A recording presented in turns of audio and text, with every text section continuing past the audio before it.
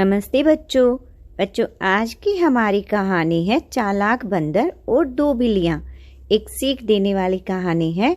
तो चलो बच्चों, आज की कहानी सुनते हैं, चालाक बंदर और दो बिल्लियाँ। एक दिन दो बिल्लियों को कहीं से एक बड़ी सी रोटी मिल गई। इस बात से दोनों बिल्लियाँ बहुत खुश हुई और अब वे दोनों एक पेड़ की छांव में जाकर रोटी का बंटवारा करने लगी। उन्होंने रोटी को तोड़कर आधा आधा कर लिया और आपस में बांट लिया। तभी उनमें से एक बिल्ली बोली कि उसकी रोटी का टुकड़ा थोड़ा छोटा लग रहा है और वो दूसरी बिल्ली से और रोटी का टुकड़ा मांगने लगी। लेकिन दूसरी बिल्ली ने और टुकड़ा देने से मना कर दिया। बस फिर क्या था, दोनों बिल्लियां आपस में झगड़ने लगी। उस पेड़ पर बैठा हुआ एक बंदर बहुत देर से दोनों बिल्लियों को झगड़ते हुए देखकर नीचे आता है और कहता है कि तुम दोनों एक छोटी सी बात पर इतना झगड़ा क्यों कर रही हो। लाओ टुकड़े मुझे दो, मैं अभी तुम दोनों को बराबर रोटी बांटकर झगड़ा यही खत्म कर देता हूँ। दोनों बिल्लियों ने बंदर की बात मान ली और रोटी के दोनों टुकड़े बंदर को दे दिए। अब बंदर के पास रोटी के दोनों टुकड़े थे, जिन्हें वो बहुत ध्यान से देखने का नाटक करता है। थोड़ी देर बाद बंदर ने कहा, हाँ वास्तव में इनमें से एक छोटा लग रहा है।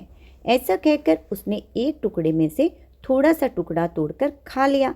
बंदर ने फिर उसी तरह दोनों टुकड़ों को देखा और फिर कहा, अब भी दोनों तरफ बराबर नहीं है, और फिर से वो दूसरे टुकड़े में से एक टुकड़ा तोड़कर खा लेता है। इधर दोनों बिल्लियां आस लगाए बैठी थी कि शायद अब की बार दोनों टुकड़े बराबर हो जाएं। लेकिन बंदर हर बार यह कहकर थोड़ा सा टुकड़ा खा जाता कि अभी दोनों टुकड़े बराबर नहीं हैं। काफ़ी देर तक ऐसा ही चलता रहा और इस प्रकार बंदर लगातार रोटी खाता रहा। रोटी के दोनों टुकड़े अब पहले से भी छोटे हो गए थे। अब दोनों बिल्लियां बंदर की चालाकी को भांप गई थी।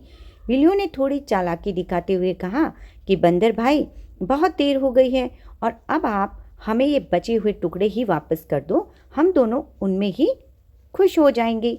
इस पर बंदर बोला, क्या बात कर रही हो, यहाँ मैं इतनी देर से तुम दोनों के लिए मेहनत कर रहा हूँ और देखो बराबर बांटने के चक्कर में अब तो रोटी भी छोटी सी बची है और ये बचा हुआ टुकड़ा तो मेरी मेहनत के लिए है, ये मुझे ही मिलना चाहिए।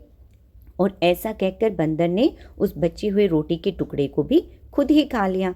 बेचारी दोनों बिल्लियाँ देखती ही रह गई, लेकिन अब वो कर भी क्या सकती थी। अब दोनों पछताने के सिवाय कुछ नहीं कर सकती थी। तो बच्चों, कहानी से क्या शिक्षा मिलती है कि दूसरों से सहायता मांगने से पहले अपनी समस्या का समाधान खुद करना चाहिए। तो बच्चों, कहानी अच्छी लगे तो वीडियो को लाइक कीजिए, शेयर कीजिए और हमारे चैनल को सब्सक्राइब कीजिए ऐसी सीख वाली कहानी सुनने के लिए। तो आप सबका धन्यवाद।